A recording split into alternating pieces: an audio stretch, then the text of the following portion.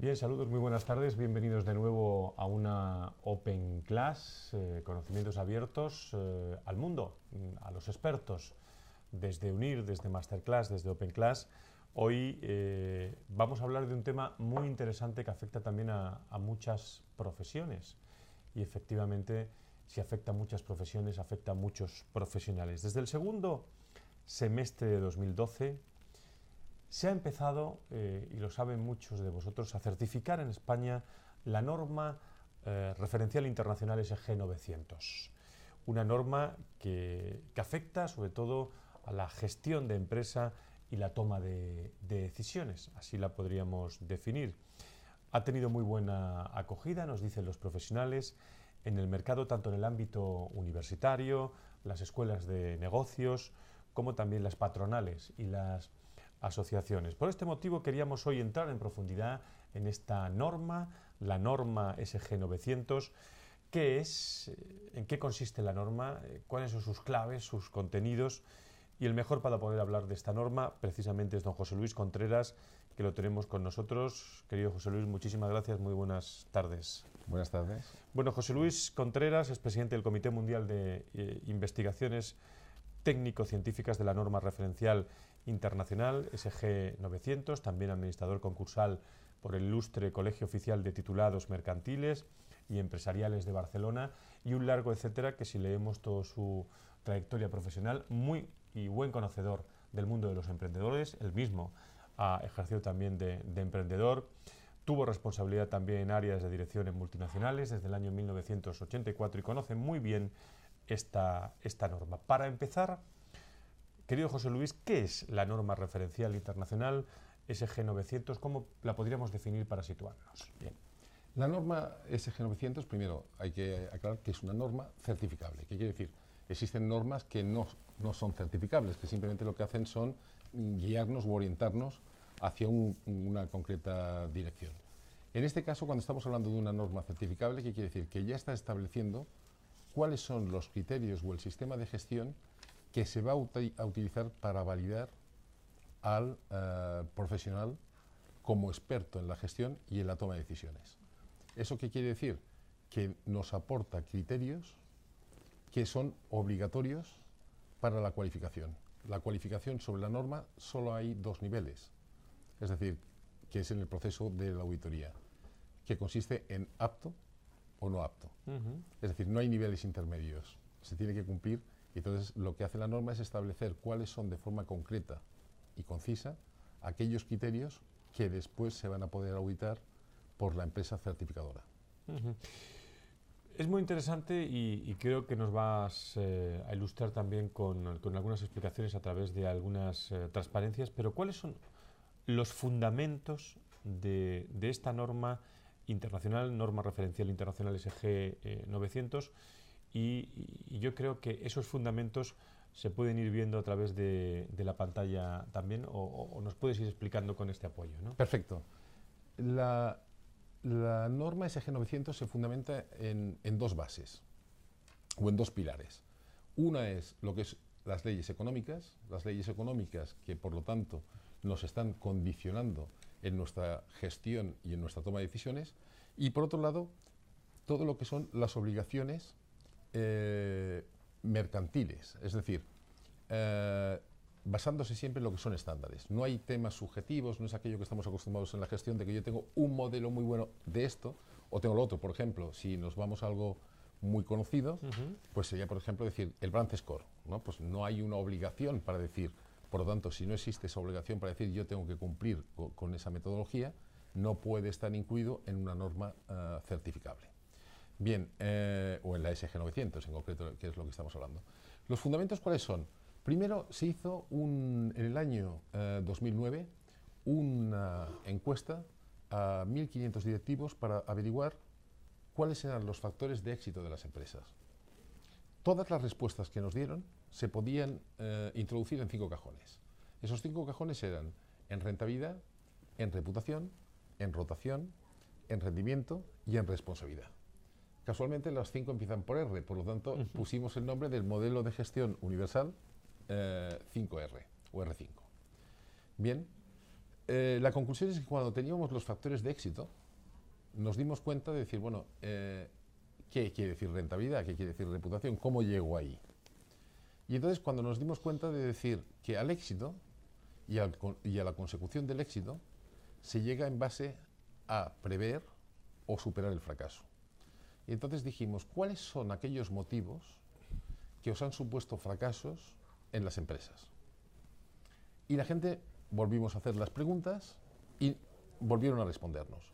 Y en esas respuestas nos encontramos que la gente dijo que los problemas que realmente surgían en las empresas, problemas que podían llegar hasta su liquidación o proceso concursal, o bien problemas que tenían ya una índole grave, se podían definir en el tema de mercado, problemas de mercado, problemas de clientes, problemas de oferta, problemas de actividades, problemas de puestos de trabajo, de definición de organización y problemas de personas. Bien, nos dimos cuenta entonces que esto que se había ido dando y que vemos que todo entra en lo que es el apartado de gestión, era realmente el proceso de la empresa. Es decir, que toda empresa va al mercado para obtener clientes, obtiene los clientes mediante la oferta, realiza la oferta, obtiene la oferta mediante actividades, esas actividades las ejerce mediante una definición de puestos y esos puestos los ocupan unas personas. De ahí teníamos ya un primer apartado que era cómo se implementa o cómo se planifica en la empresa. La forma buena de planificar es de mercado a personas. ¿Qué quiere decir? Lo último son las personas. Tengo este negocio que va a este mercado para obtener estos clientes con esta oferta y lo que hemos repetido antes. Pero que a la hora de ejecutar, si la planificación ha estado bien hecha, el proceso es a la inversa. Es decir, necesito a estas personas para que ejecuten estos puestos o para que ocupen estos puestos, para que realicen estas actividades, para que diseñen esta oferta, para que se obtengan estos clientes de este mercado. Con lo cual vemos que la definición en cuanto al tema de planificación e implementación ya notábamos una variación. Otro punto que notamos en ese proceso y que vamos viendo en el gráfico es cuando decimos hay que diferenciar entre lo que es la parte interna y externa, para entendernos. Cuando alguien en empresa habla de competitividad, una cosa es cuando se habla políticamente o se hablan en los telediarios, pero cuando alguien en su gestión diaria habla de competitividad, ¿a qué factores se está refiriendo en concreto? Y vemos que, claro, para competir tiene que haber dos elementos básicos y condición sine qua non. Por lo tanto, ¿cuáles son los complementos que componen la competitividad? Y vemos que es mercado, clientes, oferta. Y decimos, esos tres factores que justamente forman y deben formar parte de la visión de la empresa, conforman lo que es la competitividad y por lo tanto el crecimiento de la empresa. Y los que son los internos, que serían las actividades, el control, los puestos y las personas, son lo que sería la parte de la productividad y son la parte de que llamamos consolidación. Dicho de una manera más, si queremos, más académica, podría ser una más la táctica, que es la productividad, y otra más vinculada a la estrategia. Pero de esos puntos concluimos que la función de la dirección básicamente está en 4 grandes responsabilidades. Atraer, la persona responsable de la gestión es responsable de que su organización atraiga clientes, de que los mantenga, de que efectúe los procesos y actúe sobre los recursos de forma eficiente y de disminuir los riesgos, es decir, moverse en esas 4 plataformas. Con ello, tiene que tener y realizar 5 funciones con un nivel de competencia alta, que es capacidad de planificar, organizar, gestionar, controlar y mejorar. Y eso nos lleva a un punto importante que es en qué apartado juega el tema de la información. Es decir, tiene que ser capaz de poder obtener información, de poderla diagnosticarla, de poder interpretarla y de poder actuar en tiempo y en coste de forma adecuada. Y especialmente pueden ver detalles también en las transparencias que está poniendo nuestro invitado hoy, pero ¿qué aporta a los programas máster de universidades como la nuestra, por ejemplo, como UNIR, con las escuelas de negocios? Porque una cosa es lo profesional y otra lo técnico. ¿Qué aporta esta norma referencial internacional SG 900? La norma marca un factor diferencial y diría mucho más, marca un hito en cuanto a lo que es el sistema educativo. Es decir, por ejemplo, estamos acostumbrados a que en los másters cogemos, ¿qué es lo que se utiliza? La técnica reduccionista. ¿Qué quiere decir la técnica reduccionista? Cogemos un tema complejo, que es la empresa, lo dividimos en pedazos, llámese finanzas, marketing, logística, recursos humanos, y se le va enseñando por especialistas a los alumnos. Se van enseñando casos más o menos integrados, pero que en cualquiera de los casos sirve para lo que se llama la integración, la ilustración sobre la materia dada, ¿no? Los típicos casos, por ejemplo, de IES, que al final dice, son casos de ilustración, en ningún caso para aplicarlos. Aquí lo que se trata es justamente decir, bueno, ya hemos dado una formación sólida, hemos dado una formación y una transmisión por parte de los especialistas en cada una de sus áreas. Pero hay un punto muy importante, que es que los especialistas no suman el comportamiento del conjunto. Es decir, el conjunto, la empresa, es la que determina el comportamiento de las partes, y así debe ser. Es decir, la dirección es la que tiene que provocar que el comportamiento de las partes den el objetivo del conjunto definido. ¿Y a eso qué hacemos? Dar a la persona y al profesional una visión holística.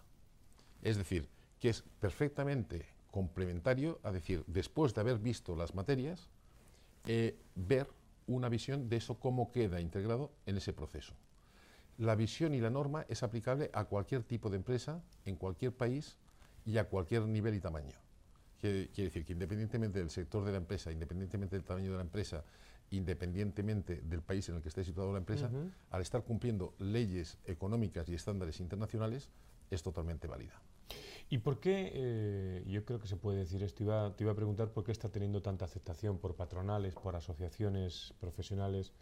Yo creo que en prácticamente horas firmáis acuerdos muy importantes con la patronal catalana, con la CEPIME catalana, que es PIMEC. Y también con empresas muy, muy interesantes. ¿Dónde está la clave de esta aceptación? ¿Qué aporta esta norma a las patronales y a las asociaciones? Bien, antes hemos visto, por ejemplo, cómo lo podíamos aplicar en el tema de universidades. Pero vamos a hablar, por ejemplo, del tema del profesional, del tema de empresa. Yo soy un directivo de empresa. ¿Qué diferencia tengo yo cuando voy a un programa de formación respecto a un estudiante máster? Al margen de que pueda ser el tema de la edad, tengo unos componentes diferentes. Por ejemplo, la persona, cuando estamos hablando de una persona, sobre todo en la época en que efectúa los másteres de 20, 30, 35 años, podríamos decir, ¿qué quiere? Ha ido adquiriendo conocimientos y luego necesita mucha experiencia en poco tiempo. Es decir, la adquisición de ese mucho conocimiento en poco tiempo, de mucha experiencia en poco tiempo, nos lo da muy bien el método del caso. Se integra después en una forma en lo que es la gestión del proyecto. Pero ¿qué sucede con la persona que tiene experiencia? Yo ya, pues, como tú comentabas antes en la presentación, pues yo llevo ya recorridas unas cuantas batallas en unas cuantas empresas y llevo ya un cierto tiempo. ¿Qué quiero? Pues no quiero que me expliquen el caso de Coca-Cola, ni quiero que me expliquen el caso de Disney, ni quiero que me expliquen el caso de NH. Quiero soluciones para mi caso. Y entonces para las empresas en las que yo tengo poder de decisión. Por lo tanto, ¿qué es lo que quiero? Quiero técnicas, quiero conocimiento en poco tiempo y aplicable a mi caso. Entonces lo que se hace aquí es aportar lo que son para cada uno de los procesos que hemos nombrado anteriormente, decir cuáles son aquellos indicadores clave para el desempeño. Y al mismo tiempo se traduce en el apartado de tecnología para que inmediatamente, cuando digo inmediatamente, es de que si no lo aplica a su empresa o a su organización, imposible que se certifique. Es decir, que no tan solo es que sería conveniente, sino que va a quedar validado por el auditor que el profesional sabe aplicarlo. Es decir, que vamos al saber hacer y poder hacer, pero vamos a ir un paso más allá, que es asegurar que se sabe hacer. Claro, me imagino, José Luis, que para consultores, para asesores de negocio, bueno, pues ha causado o está causando, digamos, un impacto esta norma, porque se juega mucho en este desarrollo y en esta propuesta, ¿no? Sobre todo en su contenido y en su calidad. ¿Cuál es, en tu opinión, el motivo? Bueno, básicamente es el proceso de garantías. Es decir, la norma SG, a diferencia, estamos acostumbrados muchas veces a decir, esta empresa está certificada en calidad, por ejemplo, en la ISO 9000, o está certificada en medio ambiente. Bien, aquí, ¿qué está dando la certificación al profesional y concretamente al profesional de consultoría? Consultoría y asesoramiento de empresa. Por una parte, le está proporcionando los criterios de realización que le permiten tener claros los conceptos, con lo cual en el servicio le es mucho más fácil interactuar con su propio cliente. En segundo caso, y eso es muy importante, muchas de las consultorías tienen un grandísimo problema y es los niveles de eficiencia. Es decir, existe a nivel estándar una herramienta que marca los niveles de desempeño. Es decir, el 1 sería yo tengo un desempeño o un conocimiento pequeño, y en el quinto es que tengo un nivel de conocimiento amplio y además una capacidad de gestión amplia. ¿Por qué algunas consultorías pasa a ser las personas en lugar de activo pasivo? Porque a la mínima que hay un problema, la gente dice, necesito una persona con experiencia en. Bien, cogen a una persona de experiencia y vamos a suponer que sea un nivel 3, le pagan por un nivel 3 y luego por problemas organizativos de gestión y falta de métodos y técnicas, le pagan por, le hacen hacer ejercicios, tareas de nivel 2 o 1. Claro, ¿cómo se encuentra la persona que tiene un nivel de cualificación 3 que le hacen hacer trabajos de cualificación 2? Generalmente desmotivada. ¿Cómo se encuentra el empleador que paga por 3 y recibe por 2? ¿Qué hacen, por ejemplo, compañías, si vamos, por ejemplo, a coger compañías del sector, pues, por ejemplo, McDonald's, ¿no? Coge a una persona de un nivel 1, la forma, le hace hacer trabajos de nivel 2 o 3, ¿la persona cómo está? Es decir, tiene una cualificación 1, le paga por 1,5 y le hace hacer trabajos de 2, 3, es decir, la persona está súper motivada, súper bien pagada y para el empleador esa persona es activo. ¿Qué permite cuando el consultor tiene tecnología y métodos que le acompañan a lo largo de toda su vida? No tan solo es en la certificación, sino a lo largo de toda su vida cuenta con cerca de más de 1000 aplicaciones tecnológicamente avanzadas en el ámbito de gestión. Que puede él tener personas, por ejemplo, decirle a una persona que le haga un análisis económico-financiero, que solamente lo va a tener que imputar. El trabajo de imputar esa información o el trabajo de imputar una información de campo se lo hace personal no cualificado. Y luego el trabajo cualificado, el que se va a realizar a la hora de revisar el estudio, el análisis y presentarlo y defenderlo cara al cliente, va a ser él. ¿Qué le está permitiendo? Evidentemente, hacer que su organización, que su empresa, sea más competitiva, sea más eficiente, tenga más recursos. En definitiva, eso es un apartado también muy importante sobre la norma SG900, ya que tiene 3 fases, que son la de cualificación, la de certificación y la de acompañamiento a lo largo de la vida. Pues estamos hablando con José Luis Contreras, que es presidente del Comité Mundial de Investigaciones Técnico-Científicas de la norma referencial internacional SG900, que está afectando, que va a afectar a muchos profesionales, pero a modo de resumen, y ahora ya te lanzaré algunas preguntas que nos han llegado, todavía se está animando el chat, pero que nos han llegado a través de nuestros canales internos de Unir Revistas, pues anotándose y apuntándose a esta sesión y al mismo tiempo haciendo preguntas. Pero, ¿qué beneficios, a modo de resumen, José Luis, qué beneficios e innovaciones aporta esta norma pues a un colectivo muy amplio, ¿no? Como pueden ser directivos, como pueden ser personas, mandos intermedios que toman decisiones, emprendedores, consultores, largo etcétera? Fíjate, te diría que abriendo un poco el abanico, sirve tanto para generalistas, que serían para los directivos, como para especialistas. Pongamos un caso muy controvertido, pero con un consenso a nivel internacional muy amplio. En el área de recursos humanos eso se ha discutido muchísimo. ¿Puede un director de recursos humanos alcanzar la excelencia siendo absolutamente bueno, pero solo en su campo? La respuesta, y además consensuada a nivel internacional, es que no. Es decir, un especialista que no tiene la visión del conjunto en el que está desenvolviéndose, al final se encuentra limitado. Entonces, eso al especialista que le da una visión, con rigor y consenso, de dónde desarrolla su su tarea. ¿Y al generalista qué le da? ¿Cómo yo puedo dirigir a especialistas dentro de mi organización? Bueno, yo no le puedo estar siempre preguntándole a una persona de, por ejemplo, comercial, oye, ¿qué tenemos que hacer para vender más? Sí, pero le tendré que orientar. Si no lo oriento, ¿quién es el responsable de los dos en la organización? Entonces, en un país y en un continente y en un contexto en que lo que abundan son las pymes, las pequeñas empresas y sobre todo empresas de 20 hasta 20 empleados, el directivo tiene que tener, o el responsable, tanto el especialista como el generalista, tienen que tener instrumentos. Entonces, la certificación que permite, por una parte, la evaluación de cuáles son las competencias básicas que debe dominar. Segundo, una validación para dar no tan solo la calidad que damos en esa validación, sino que hay que dar también lo que es la parte de acreditación al contexto internacional. Y por lo tanto una certificación que es válida en más de 60 países con reconocimiento inmediato. Y un tercer apartado, que es acompañar a lo largo de toda la vida profesionalmente mediante usos y conceptos y técnicas y métodos avanzados en las técnicas de gestión y métodos de gestión y toma de decisiones avanzadas. Bien, hay algunas preguntas, lógicamente, preguntas de personas que quieren conocer más el mundo de las certificaciones, que tendríamos que estar pues muchísimo tiempo, pero vamos a intentar resumir a algunas. Alguien pregunta si puedo obtener alguna beca de estudio en Europa para hacer estas certificaciones. No depende de la certificación, sino que depende de la beca, es decir, en virtud a qué se incorpore o en qué tipo de proceso se incorpore.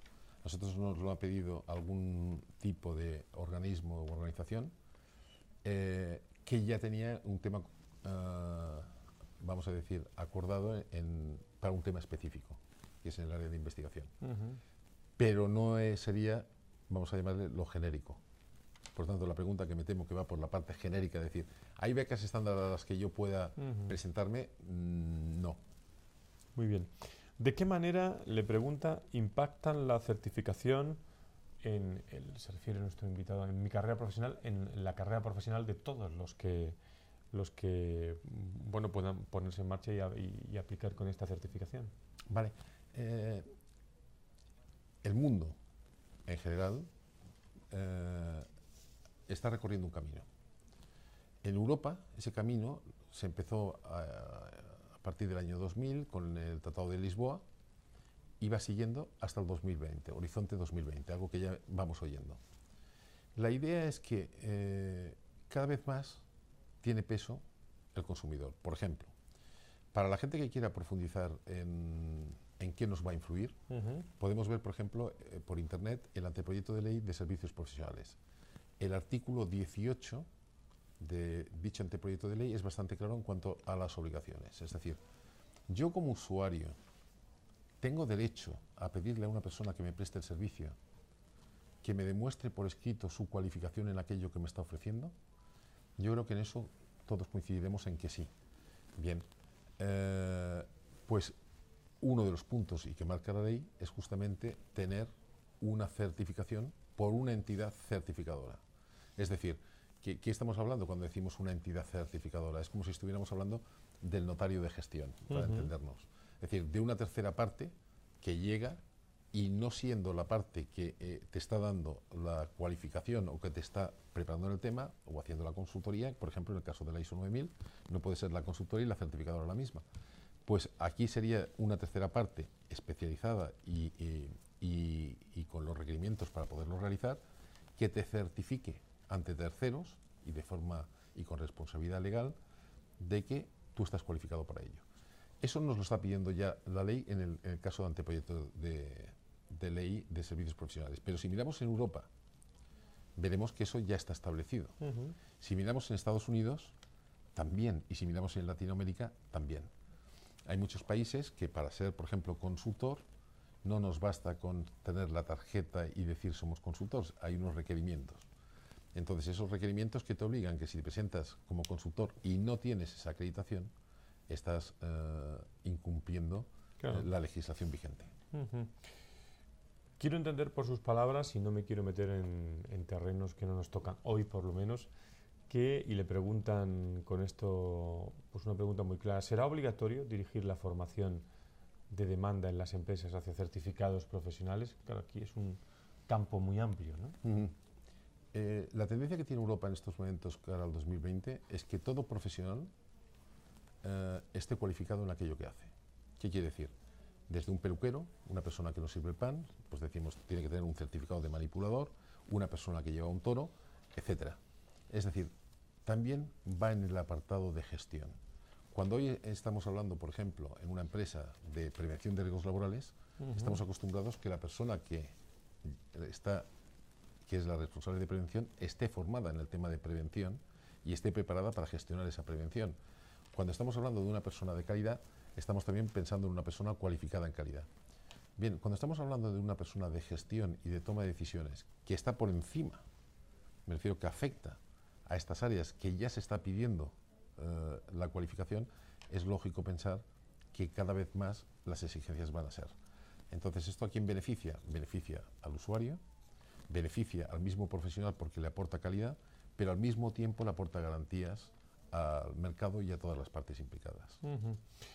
Y por último, en cuanto al reto que tenemos en nuestro país, ha hablado de España, ha hablado de Europa, América Latina también. Pensando en nuestro país, bueno, hay mucha esperanza y sobre todo mucho aspecto positivo en esta norma. Pero, ¿cuál es el reto? ¿Hacia dónde se tendría que evolucionar con la colaboración de todos? Cada vez lo vamos a ir viendo más, que por ejemplo el concepto a lo largo de la vida es un concepto que no está siendo opcional. Por ejemplo, ayer se presentaba como anteproyecto de ley por dos consellers en Cataluña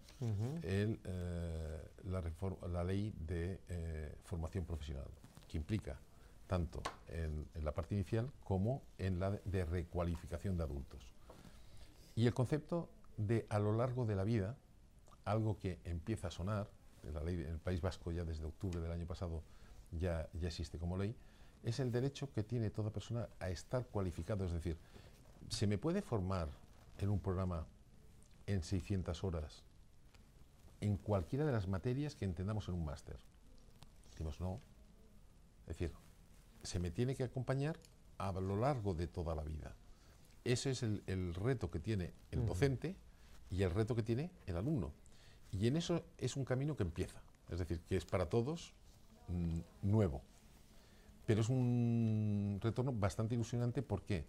Porque hace que muchísima gente pueda subir al carro. Es decir, aquí estamos hablando de decir, yo quiero adquirir esos conocimientos, quiero adquirir mis capacidades, quiero adquirir mis competencias, quiero recualificarme en cualquier momento y tengo en estos momentos 55 años. ¿Cuánto me queda para jubilarme?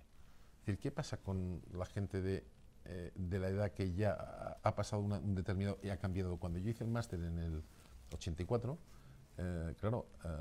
Windows no existía. Ya no hablemos de Internet. Es decir, la cantidad de conocimientos, la cantidad de tecnología, la cantidad de cosas que han ido cambiando, ¿cómo me he tenido que ir adaptando o actualizando? Bien, ese es el reto en el que nos vemos ahora en conjunto. ¿Qué pasa con la situación que comentamos al principio? Con los másters, por ejemplo, con los másters de UNIR. Pues realizan el máster, inician la certificación y se les acompaña durante toda su vida profesional. Lo cual hace que cada 3 años se les va renovando la certificación, se les va dotando de instrumentos, tecnologías, métodos actualizados, y eso es una cobertura y es una prueba de cómo se va adaptando a esas nuevas necesidades y a esos nuevos requerimientos.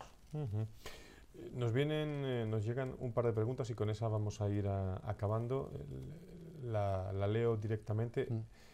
María Auxiliadora pregunta: ¿es una certificación como la de calidad pero dirigido a personas? Absolutamente sí. Absolutamente sí, con una pequeña diferencia.